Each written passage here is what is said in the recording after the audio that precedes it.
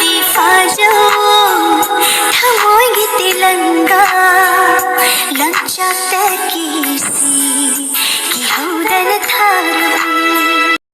good morning mayam. Mayam tum hogolakpada ngasi akhoi thongnaw sida ko thongnaw glass sida uche ga ni hum tonga ga taise ngse samaina daily ni tawise ko ado ngasi gi vlog se mayam adum yengminarasi ko mayam hoji se ayuki pung kayano 11 mai tare ko ado iduga asidai sidani akhoi gi mamangi bukhi duga ko nga phabagi kaina taw mi mayam nga phare ko akhoi da se pharam badagi nga dum yam leirambagi ko akhoi ngamdre ba phabado loina dagi mayang singsu kumtharaga tawraga akhoi punna dum nga se jenaraga chaminarase na phaminari ni ko do yenginasi mayam do sikai siga nga do leire nga awjana phagatlaga ise video namge hana aduga namukun do adum yenginasi nga jam leirame jesi ko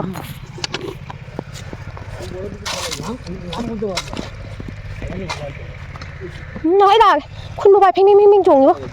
xem yeah ai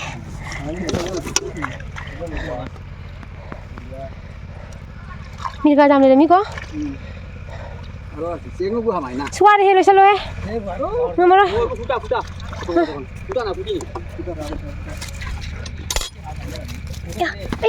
ấy nè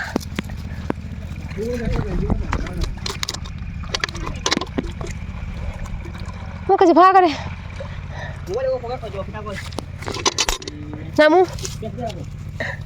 Namu.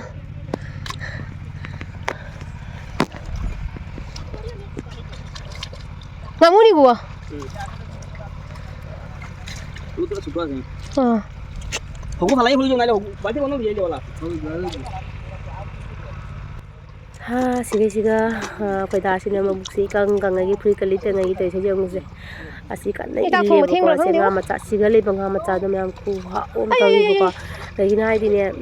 bora ki nga tani ne adu duna hadi hawu do heli ne ko sing chau to bo da chang ho nga tani ba do sima su ko ko gi nong chura ko da pa tha da ne sing nga myam ma cha ne ba mi ga jam le me ane nga mu di khujja ma le do ko ne noina pha de nga mu do ngam de ko pha ri ba mi myam sina su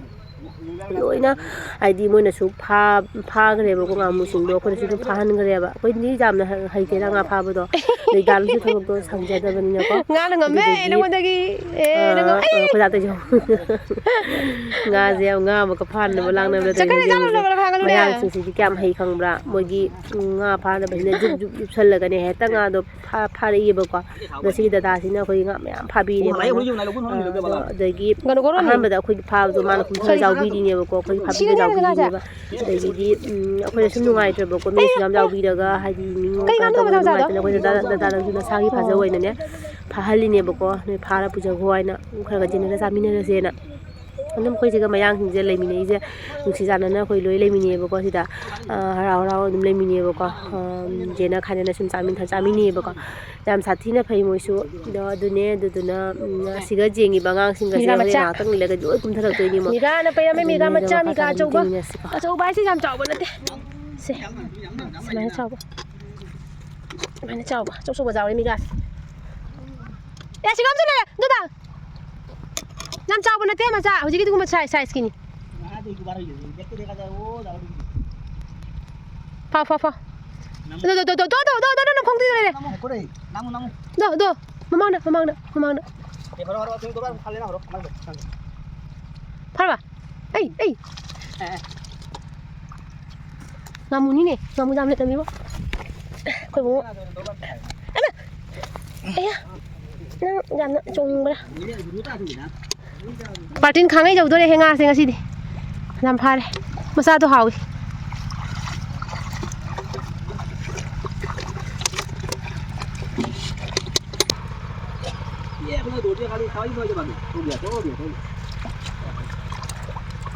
ai chak la me chala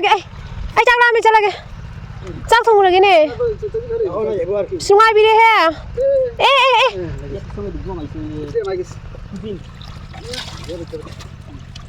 Kamu jawab aku mandi tu.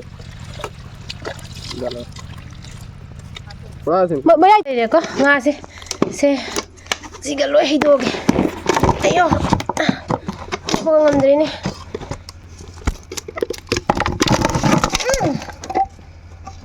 mirga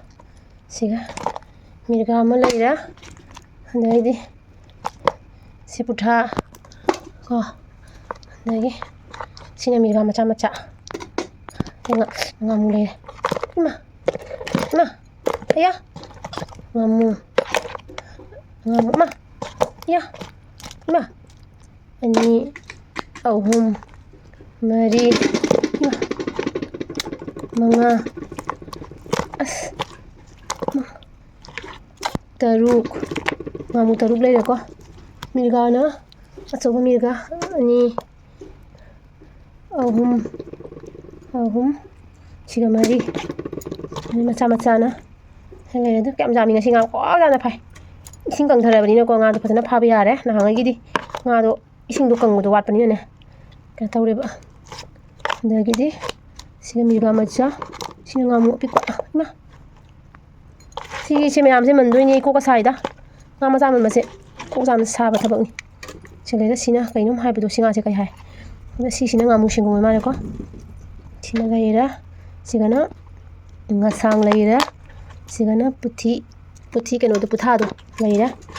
siga su ngamu singum do leira si khoktani da nga se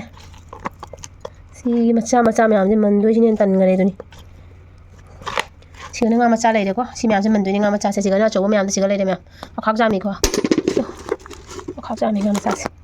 ngamu tre ni pan sui ko do hoji ai mana kona tawra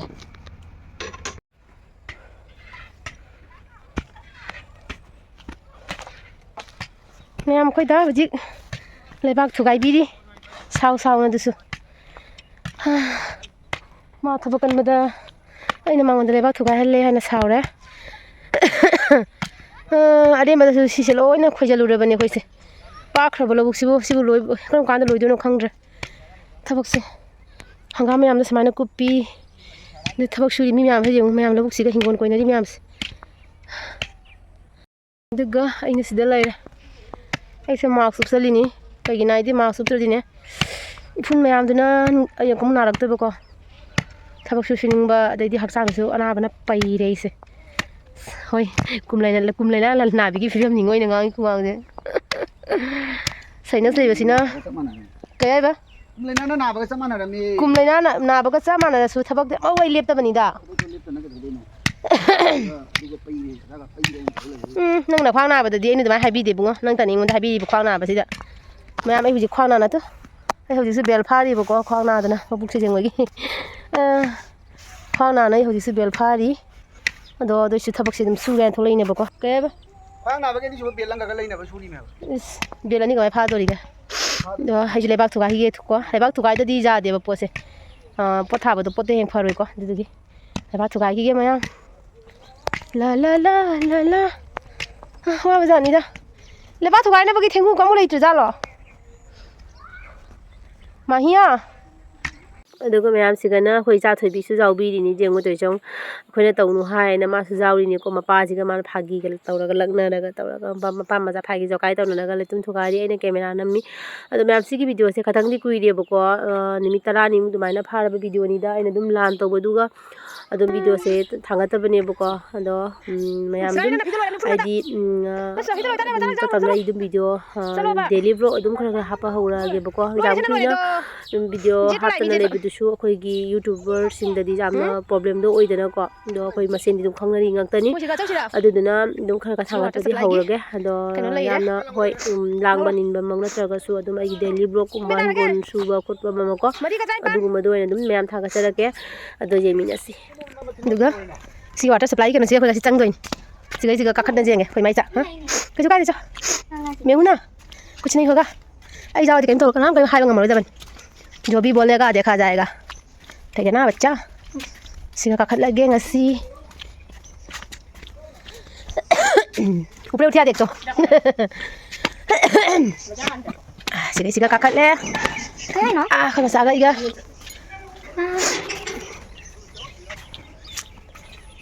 si water supply gini do ba kijai ngo ai di kijai ya no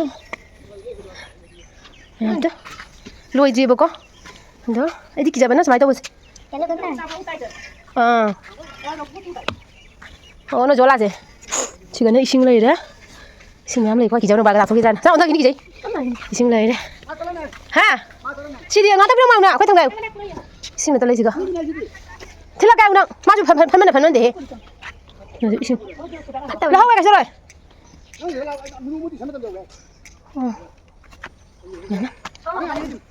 hả thôi ủa 우르지 눈도 우르지 갈라 니 프로마 타박수 우르지 손다스 타박수나리 냠쟁우도 손다스 타박수리 근데가기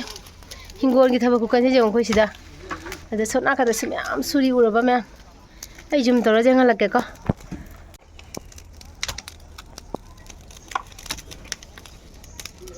라북세 로이나 흰고는 더 그래 호지 라북도 로이나 tektana khoi gairaga ha khoi gaire nuga smaina loina hingon onhokna khre ko ada lau ka thangdi ada sangba lau khra dileba aduga sisina khoi gi labung ne khoi siga lau le sisina khoi gi ne ba mayangna koi khre ba khoi ngomdana ko mayangna ukhan khre siga lau mayangna lau khre aduga siga khoi di basina khoina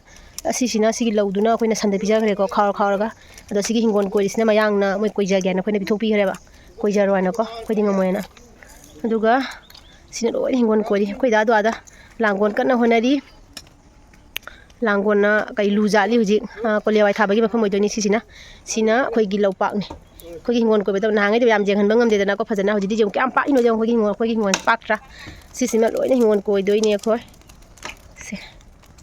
paktra sa sisima siga gi lawri se si lawri si dagi na dagi lawri si hong ne khoi gi lawuk se jengalai galai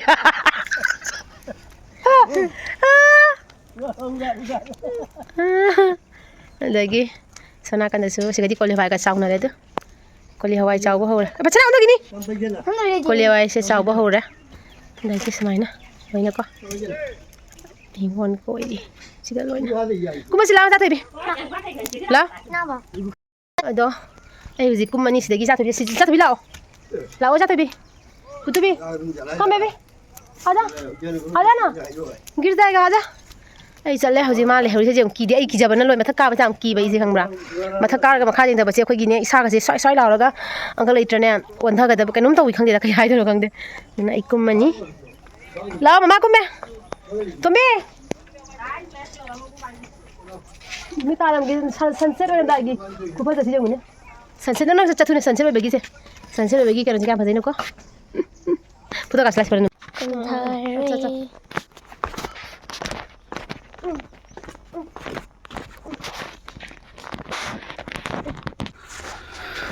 Punima ne ngasi se punima thasu thokle aduga anu jik ma santhi makup kan chai santhi makup ka ma ji santhi makup khole wai thabam da santhi makup kan na chai ri makhwang da bel faraga seisina alu thadoi ni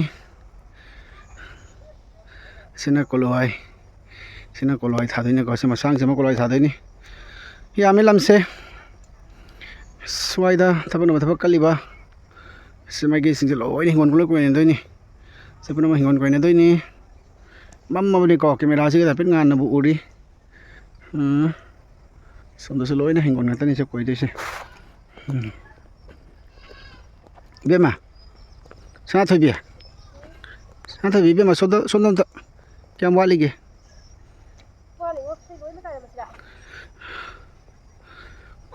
khoang da bel phara ka pana dum phajai ne phajare su wa bana khoang ri lengkhal lebu ngasi maina chingam ji gi no ba loina chingba yaro ye lebak sem da yaro lebak ambo yaw de osea kamai da hon de ba